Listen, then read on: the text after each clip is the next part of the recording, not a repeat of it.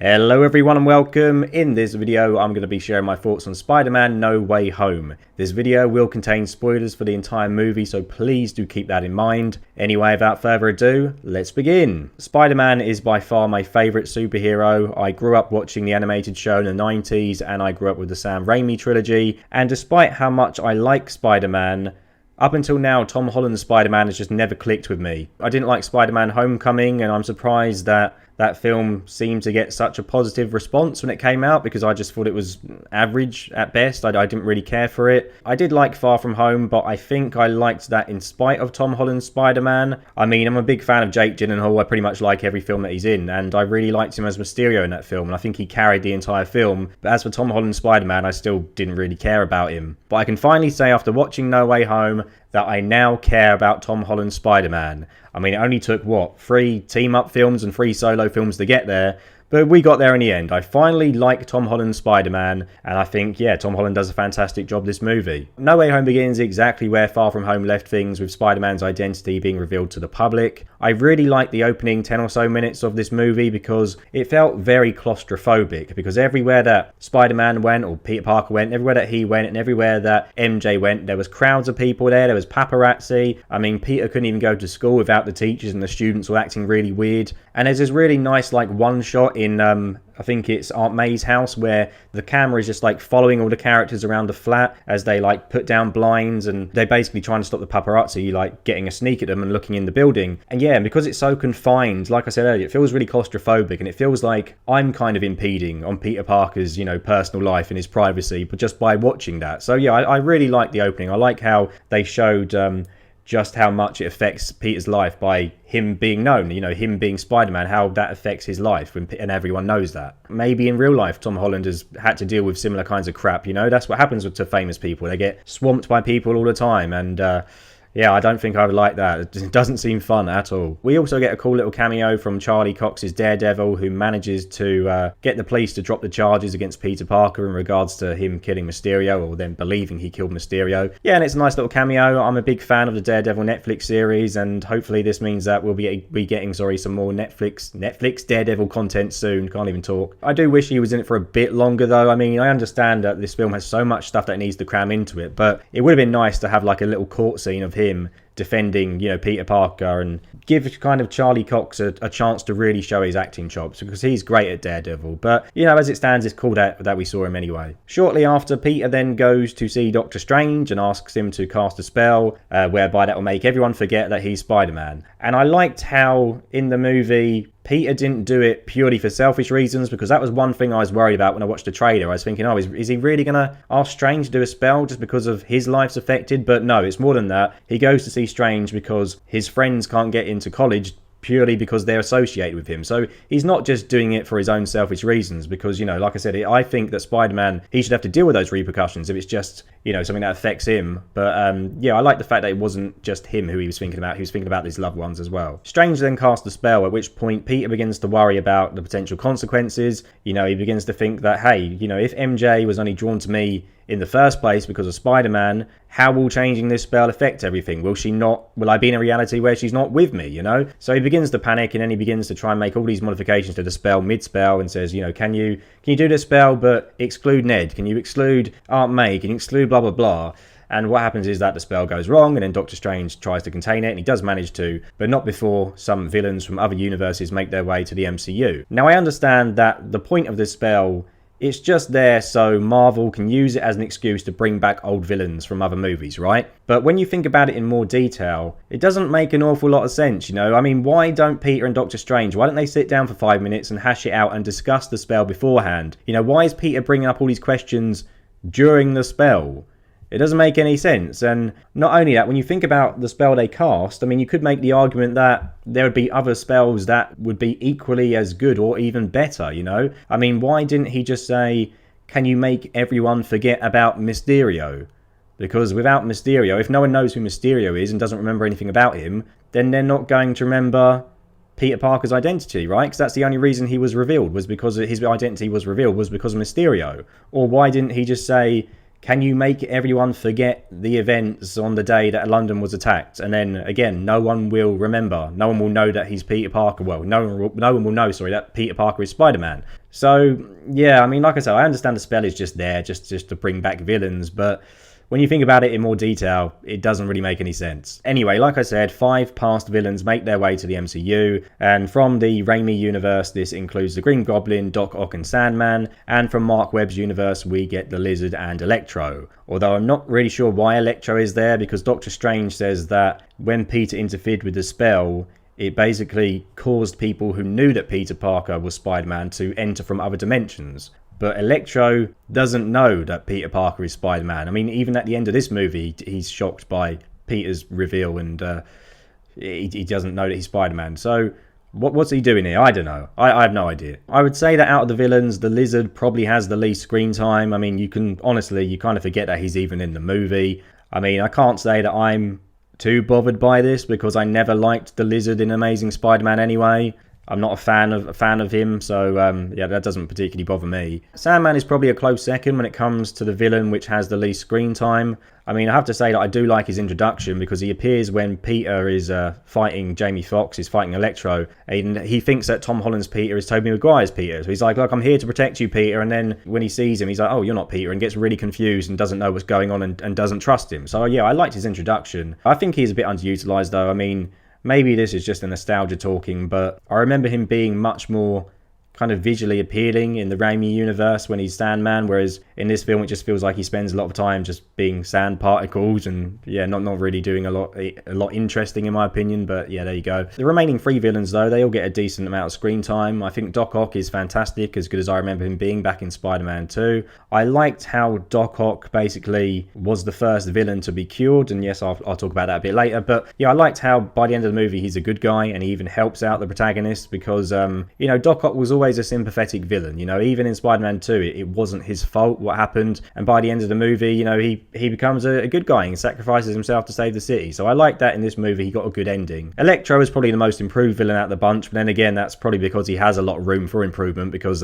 he was pretty awful in The Amazing Spider-Man 2. He gets rid of his blue appearance, and he doesn't appear as a geek anymore, and there is like a throwaway line by the Lizard who's like, oh, I remember you having a bad comb over, and you know, they changed his appearance. I think I read somewhere that they changed his appearance just because Jamie Foxx said he didn't want to appear as a geek. He would only come back if they made him look cooler. And I mean, there's no real explanation as to why that happens in the movie, but you know what, I'm okay with it, because yeah, I like Electro this film. But then again, it does feel like Jamie Foxx is just playing Jamie Foxx. He's just being himself. You know, he gets some cool lines, and you know, he comes off as, yeah, like I said, being a cool dude, but he doesn't seem to be the same Electro in Amazing Spider-Man 2. If you watch Amazing Spider-Man 2, then watch this. Yeah, it's going to be very strange, you know, the change to his character. But, I liked him. I think the changes work for the better. Finally, we have Willem Dafoe's Green Goblin, and I loved him in this movie. He steals the show. He's absolutely fantastic. He's just as creepy and, you know, kind of corny in a way as he was in the Raimi universe, but it really works. And yeah, he's just a total evil bastard, and I think he was fantastic. There's a great scene where he goes to like Aunt May's homeless shelter,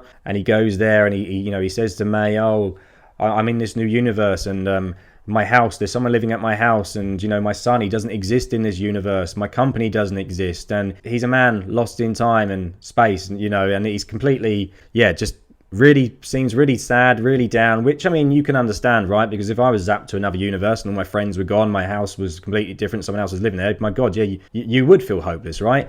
And I really felt for him in this scene, but I kind of feel like I should have known better, because I've watched the Raimi films, you know he can't be trusted. And then what happens is that he does turn evil and he screws everyone over. But I'm in two minds. I'm not sure whether during the scene with Aunt May, whether it was all kind of planned from the start, whether he was just manipulating her from the start, or if during this point he had kind of repressed the Goblin and was just being himself, and then later on it took over. I don't know, I'm not sure. But I love that part about his character where you can never really be sure if he's in control or if the Goblin's in control. Anyway, to cut a long story short, Peter decides to cure all the villains before sending them back to their universes, because they say that they were brought out of their universes before they died fighting Spider-Man. So I guess he hopes that by curing them, something will change, and you know, and they'll stay alive. I'm assuming they don't just go back to their universe like a second before they die, otherwise it would have made no difference. So I'm assuming they're going to go back, you know, before their death, before their final confrontation in their respective films or whatever, and because they're cured and they're good again, they'll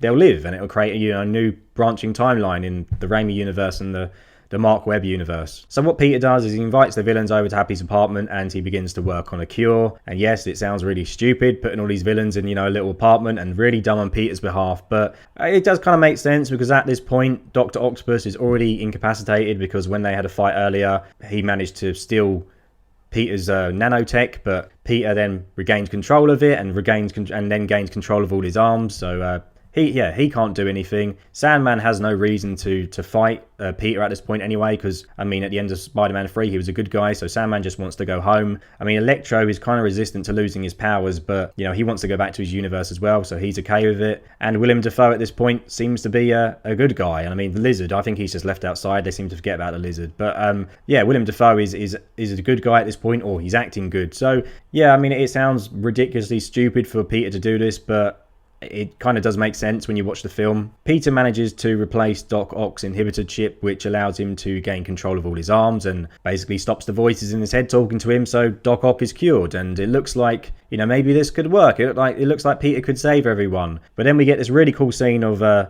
Peter's spider sense in action when he knows something's wrong, and it's the camera kind of lingers on his face as he's looking around the apartment trying to work out what's wrong. And it's a really nervy scene. I really liked how they did that. And then, basically he clocks onto the fact that Green Goblin is up to no good. The fight scene that takes place after Peter realizes that Gobby has bad intentions and, is planning to do something terrible is brilliant. They're slamming each other through the floors. They're going through, these flights of the apartment all the way down and just beating the shit out of each other. And, the fights in general in this film are quite intense for a 12A. I think if there was a bit more blood, maybe it would have a higher rating. But they do. Goblin and Spider-Man just do punch the shit out of each other in this film. And I love how in this scene, Peter's punching him and he's just laughing. He's laughing his head off, and it just shows how crazy it is. And I think what was a really good decision in regards to the Green Goblin in this movie is to have him without his mask for the majority of the film, because he destroys it pretty much after we first see him briefly. Having us see more of Willem Dafoe's facial expressions, is a great decision, because this guy, he does the crazy look, down to a T. He's a fantastic actor, when it comes to his facial expressions. And I think that was a really good decision. Goblin basically beats the shit out of Peter and then flies away, but not before letting off a few pumpkin bombs. And what happens is that May is unfortunately caught in the blast. That's after being stabbed by his glider as well. And Aunt May dies, and I can't say that I really cared too much about this, to be honest. I've never really cared much for Aunt May in this universe. I'm annoyed that I won't get to look at Marissa Tomei again. Is that the correct pronunciation of her name? I'm not sure, but I'm annoyed that I won't get to look at her again because she's smoking hot. But I can't say as a character that I'm too fussed that she died, but I will say that Tom Holland in this scene, he absolutely sold it to me. And this scene goes on for quite a long time. After she's dead, he's still just can't believe it, and he's still in denial, and he's still trying to talk to her, and it makes it all the more sadder, especially after as well he's shot by the police and he has to leave May's body there and leave her. He doesn't really get any closure. He doesn't he isn't able to pick her up and take her home and bury her and all that kind of stuff. So Tom Holland really sold me in this scene, and he's fantastic throughout the movie. Shortly after Aunt May's death, we then get the long-rumoured appearance of Andrew Garfield and Tobey Maguire. And I read the leaks prior to going into this movie, so I was aware that they were in it. And I remember reading the leaks, and it said that these two would be in the film for 40 to 50 minutes. And when I read that first, I was kind of disappointed. I was thinking, I want them in the film for longer. But honestly, by the time it got to Aunt May's death, which I think is an hour and 30 minutes into the movie, I was so engrossed in Tom Holland's Spider-Man by that point that I wasn't really crying out to see Tobey Maguire, Andrew Garfield, which I think, shows just how good Tom Holland is, because I only went into this movie basically wanting to see Tobey Maguire again. But I came out of the movie really liking Tom Holland, and actually also really liking Andrew Garfield, despite not caring for his films previously. As soon as Andrew appears, he's so full of life, he's so full of energy, charismatic, and he's a great Spider-Man, and I kind of feel bad now for shitting on the Amazing Spider-Man films all these years. Look, those films are bad, don't get me wrong, those films are really badly written, but I don't know, maybe Andrew does deserve a second chance, because he was fantastic in this movie. I came out of this film thinking, boy, I would watch The Amazing Spider-Man 3. If Sony announced it, I'd watch it, because Andrew just steals every scene that he's in this film. Seeing Andrew capture MJ, especially after what happened with Glenn in The Amazing Spider-Man, is one of the best moments of the film. And his reaction after he catches her when he's teary-eyed, it moved me. I'm not going to lie. So credit to Andrew, he's great in this movie. I also like that he said that after Gwen died, he stopped pulling his punches and just became full of rage. And, you know, I'd pay to watch a movie like about Andrew Garfield being angry after Gwen died, just beating the crap out of people. You know, I'd watch that. Shortly after Andrew appears, Toby then makes an appearance as well. And of course, I was delighted to see Toby because I'm a big fan of the Raimi movies. You know, Toby was the Spider-Man who I grew up with. But I don't know, just something about him at first seemed to be a bit off. His performance isn't bad by any means, and he definitely gets better as the film progresses. I think by the final act, you know, he felt like the old Spider-Man, the old Toby of old. But it's just, I don't know, maybe it's just the fact that his appearance was kind of anticlimactic, you know? Like, Andrew comes in with such swagger and all this energy, and then Toby just walks in and he's like, "Hi, I'm Peter Parker." You know, it's just kind of, I don't know, kind of disappointing. But then again, I suppose that fits in with his character, right? Because Toby, even in his films, was always laid back and always quite reserved. So I guess it kind of fits his character. But I don't know, I guess I was just expecting more of a spectacle, you know, for the original Spider-Man to return. You know, something, maybe him return during a battle or something, not just you know, him to appear in like Ned's nan's apartment, you know, just walking, appears from a portal where he's walking down a random street like, "Hello." I don't know. You know, when Andrew appears, he has like a major geek out. He's like, "Oh my god, multiple universes exist, string theory is correct." And he loves the fact that he's in another universe. Well, he seems to, you know, he seems very excited by it, whereas Toby just isn't. But then again, you know, Toby's Spider-Man is like in his late 30s, 40s, so, you know, I guess the last thing this dude needs is to be transported to other universes to fight villains he's already fought before, you know? He probably wants to just be at home with his family in the Raimi universe, so, yeah, I guess it makes sense. I definitely feel like Andrew gets the better dialogue of the two, but that's not to say that Toby doesn't have his moments as well. You know, I like the fact that he brought up his organic webbing, and, you know, and all the characters were shocked that his webs come out of him and he doesn't have to make web shooters, and it always puzzled me as to why after the Raimi universe, no other Spider-Man had organic webbing in the movie, because I just think that's a much better idea for it to come out of you and, you know, not having to refill your spider web shooters or whatever. I much prefer that. I know some hardcore comic fans hate the organic webbing, but personally I think it's an improvement on the comics. There's also a heartwarming scene where Toby praises Andrew's Spider-Man because, you know, Andrew is saying he's lame in comparison to the other two because they're talking about what villains they've fought, and Toby says that he fought like a black gooey alien, which refers to Venom, and then Tom Holland says that he's fought aliens as well and he's fought them in space, and then Andrew's just like, "Oh, I've just fought a rhino, like a dude in a rhino suit, and, you know, the guys you've got here." So he's kind of putting himself down, saying he's really lame, and then Toby's like, "No, you're not lame, you know, you're amazing, stop talking like that." And it was almost like a fourth wall break. It was almost like, you know, Toby was saying to us that Andrew deserves more respect because, you know, I mean, I know that Andrew does have his fans, and he did have his fans even before this movie, but normally, Spider-Man fans are normally into one or two camps. They either like Toby or they like Tom Holland. You know, I think that Andrew has always normally been labelled as the worst Spider-Man, or, you know, the rubbish Spider-Man. So it was nice to see the, you know, in-universe characters kind of reference that and say, "No, you're wrong, he's a good Spider-Man as well." I like that Toby stepped in to stop Tom Holland's Spider-Man killing the Goblin. And I also like that the scene, you know, with him holding the glider, he's just staring at Tom. He doesn't say any dialogue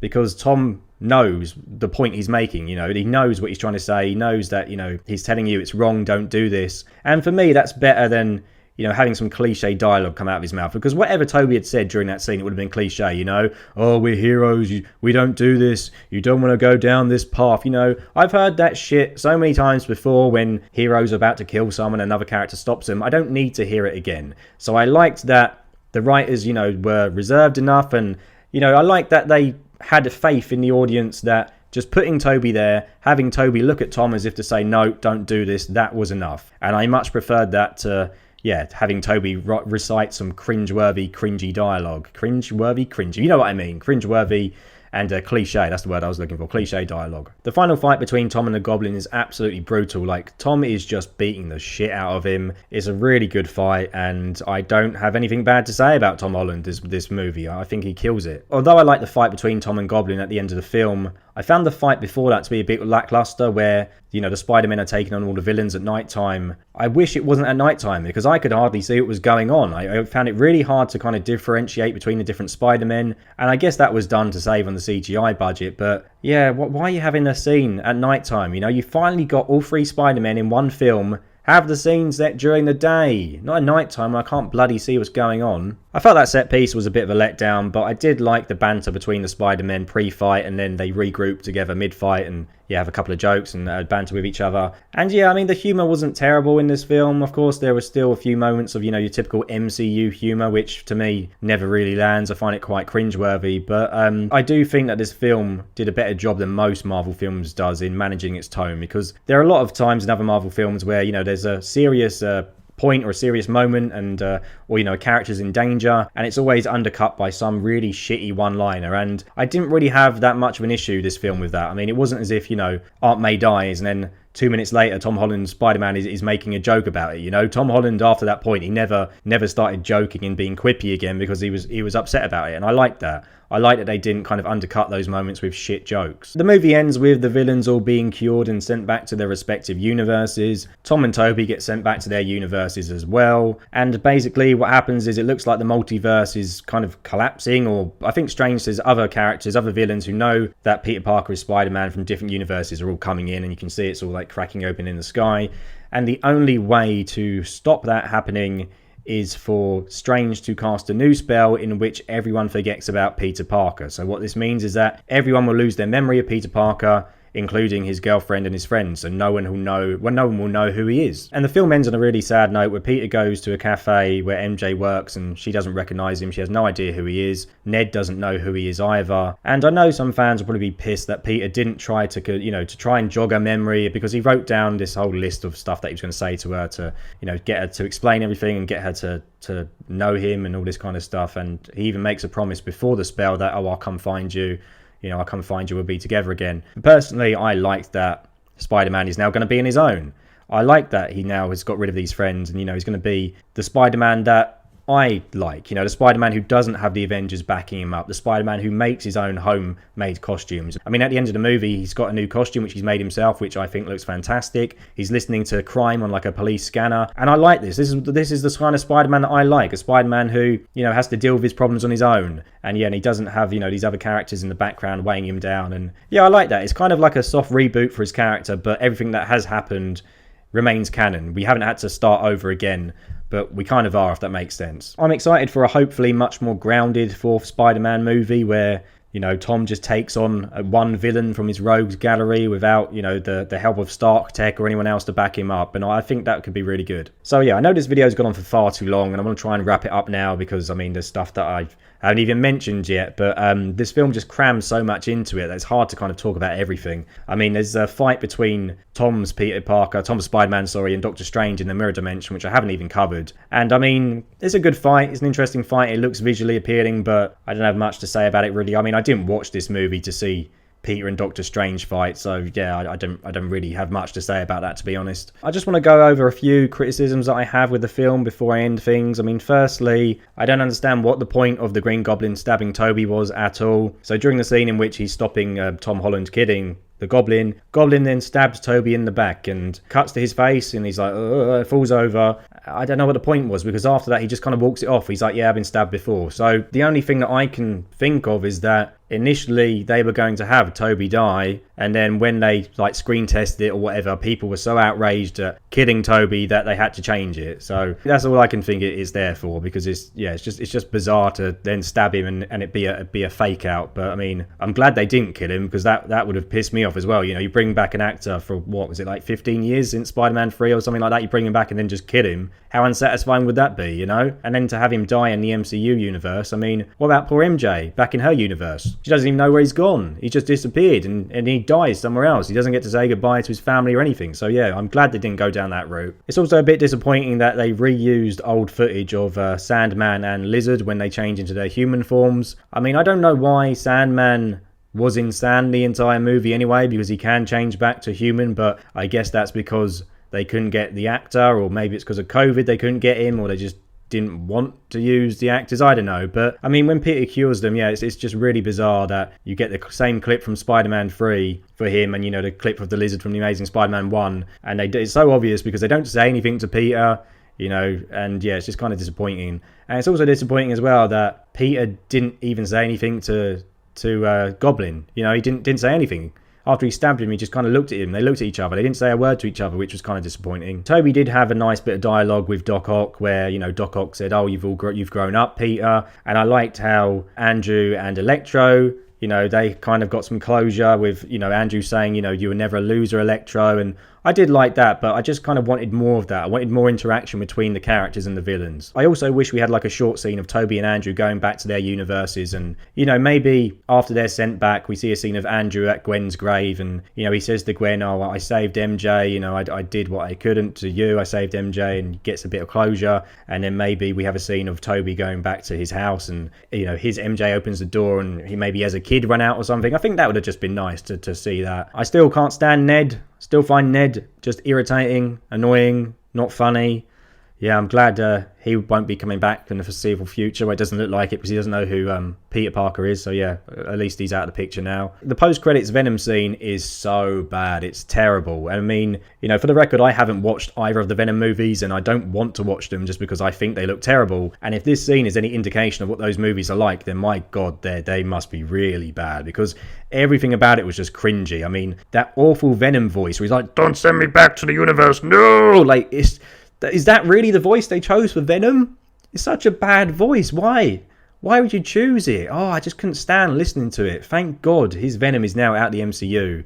Thank God. I know I've touched on this earlier, but I also think that Toby and Andrew's reveal could have been handled a bit better because, like I said earlier, these are the two previous Spider-Men and they come back into this movie just by walking into Ned's grandma's house. I mean, I guess it would have been a bit cliche for them to appear on the battlefield during a fight, and them to show up and be like, I'm Peter Parker, I guess I'm Spider-Man or whatever. I guess that would have been a bit cliche, but I don't know. I think they could have done something better than this, to be honest.